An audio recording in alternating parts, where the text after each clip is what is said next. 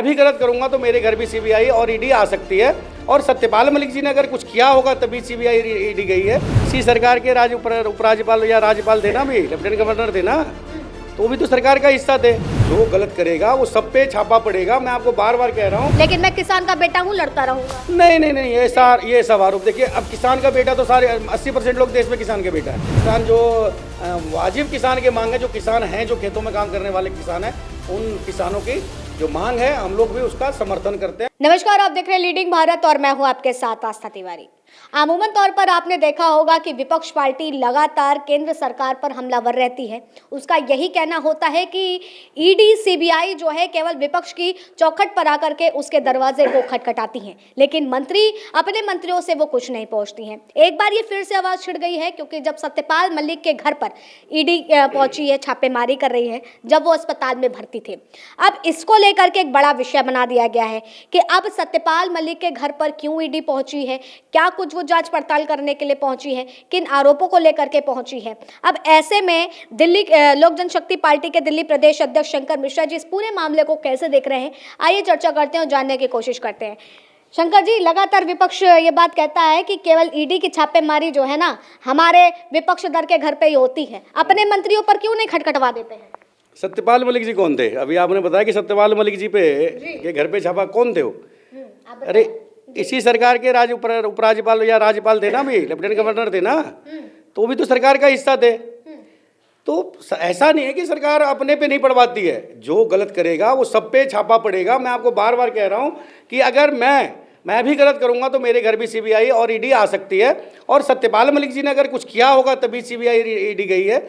किसान का बेटा है, बिल्कुल एक संवैधानिक पद पे रहे हुए हैं और बिल्कुल किसान के बेटा, हम भी मानते हैं कि बिल्कुल किसान का बेटा, लेकिन जो कुछ करता है उसी के घर सीबीआई और ईडी जाती है। इसीलिए इसे घबराना नहीं चाहिए। अगर कुछ नहीं किया तो सत्यपाल मलिक जी को इसमें घबराने की क्या जरूरत है? सीबीआई और ईडी को अगर कोई गलत नहीं करता उसे घबराना नहीं चाहिए। और आती है सीबीआई और ईडी, अगर कुछ नहीं किया तो कुछ नहीं मिला होगा, चूँकि उन पर कोई आरोप था कि उन्होंने वहाँ पे जम्मू कश्मीर का, तो उस मामले में शायद उनके घर पे छापेमारी। ये बात कह रहे हैं कि मैं किसानों का समर्थन कर रहा हूँ इसलिए ईडी मेरे घर पहुंची है, लेकिन मैं किसान का बेटा हूँ, लड़ता रहूंगा। नहीं, ये सब आरोप देखिए। अब किसान का बेटा तो सारे 80% लोग देश में किसान के बेटा है।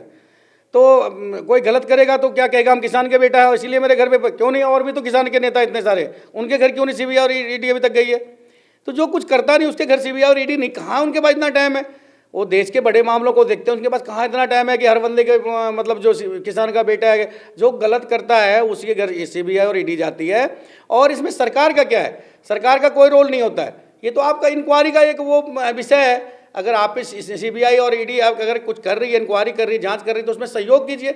और इसमें मीडिया में आके चिल्ला के बोलना हम किसान के बेटा है, किसान का समर्थन कर रहे हैं, इसीलिए हम लोग भी किसान का बेटा, हम लोग भी किसान के मूल्यों का समर्थन करते हैं। किसान जो वाजिब किसान के मांग है, जो किसान हैं, जो खेतों में काम करने वाले किसान हैं, उन किसानों की जो मांग है हम लोग भी उसका समर्थन करते हैं। और किसान का बेटा हम लोग हैं, हमको इस बात का गर्व है कि हम लोग किसान के बेटा हैं और गर्व होना भी चाहिए। लेकिन कोई कुछ करके और उसको ढकने के लिए हमें कहते हैं हम किसान के बेटा, इसीलिए हम पे ये आरोप, मतलब मुझ पे इंक्वायरी हो रही है, तो ये गलत है। लेकिन इन सारी चीज़ों को आप फिर कैसे देख रहे हैं? क्योंकि अगर बात की जाए, किसान आंदोलन 2.0 की शुरुआत हो चुकी है, लगातार किसान अपनी मांगों को लेकर के भी डटे हुए हैं। अब ऐसे में सत्यपाल मलिक को लेकर के जो चर्चाएं चल रही हैं वो अपनी चरम सीमा पे हैं। और अभी हाल ही में बात की जाए तो उनका जो इंटरव्यू राहुल गांधी जी के साथ आया था, जिसमें वो सरकार की कई खामियों को और किसान के मुद्दों पर भी बोलते हुए देखे थे, तो क्या ऐसा कुछ नहीं कि सरकार की बुराई करी इसलिए ईडी पहुंच गई? क्योंकि विपक्ष पूरा ये बात कहता है। नहीं, देखिए, पहली बात तो आप जब किसी संवैधानिक पद से रिटायर होते हैं तो आपको किसी पार्टी के बिल्कुल उसमें बयानबाजी नहीं करना चाहिए, किसी के समर्थन में बयानबाजी नहीं करना चाहिए। आप किसान का समर्थन कीजिए ना, कौन मना कर रहा है? किसान का मुद्दा का समर्थन सभी पार्टी कर रही है, कहाँ सरकार विरोध कर रही है?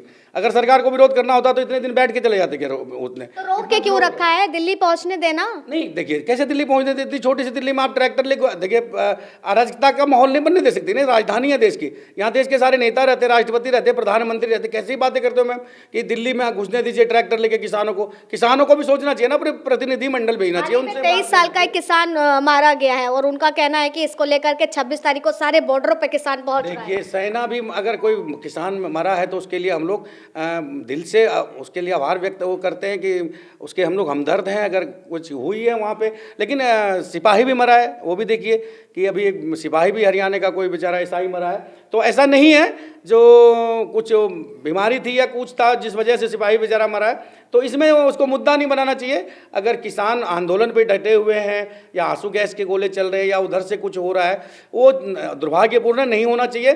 और सरकार तो अपनी टीम भेज रखी, सरकार तो बात करने को तैयार है। सरकार कहाँ बात नहीं कर रही बताइए? सरकार 4 बातें मान ली, लेकिन आप सब कुछ कहिएगा हमारी मान ही लीजिए।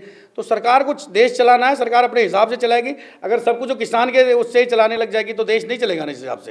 तो किसान को भी सोचना चाहिए कि किसान आंदोलन को भी 2024 का एक बड़ा एंगल बना करके देखा जा रहा है। क्या वाकई आपकी भी पार्टी ऐसा ही देख रही है? नहीं, देखिए मेरा मानना है, मेरी पार्टी का मानना है कि इस प्रकार के इस टाइम ये आंदोलन मेरे हिसाब से ठीक नहीं है। मैं अपनी बात कह रहा हूँ, मैं अपने राष्ट्रीय अध्यक्ष की बात नहीं कहूँगा, लेकिन मेरा ये मानना है कि इस समय जो अभी आगे 2024 में चुनाव है एमपी के, लोकसभा के, उस समय ये आंदोलन को आप करोगे तो फिर तो जो विपक्ष है वो तो कहेगी ये विपक्ष की एक रणनीति है, उन्हीं के आंदोलन है। तो इसलिए थोड़ा जो मुद्दा ये भटक सा गया है। वैसे करना चाहिए, आंदोलन का सही समय होना चाहिए, सही बात होना चाहिए, लेकिन फिर भी सरकार बात कर रही है। सरकार ने प्रतिनिधि भेजे हुए हैं जिसमें 3 केंद्रीय मंत्री हैं और सरकार बात करने के लिए तैयार है, दरवाजे खुले हैं। किसानों को बड़ा दिल करके बात करना चाहिए और उसमें जो भी हो बैठ के कर लेना चाहिए। तो देखिए लगातार चर्चा जो है वो बरकरार रहेगी। क्या कुछ कहना था वो साफ तौर पर आपके सामने है। फिलहाल तब तक के लिए आप बने रहे लीडिंग भारत पर। कैमरा पर्सन राज के साथ आस्था तिवारी।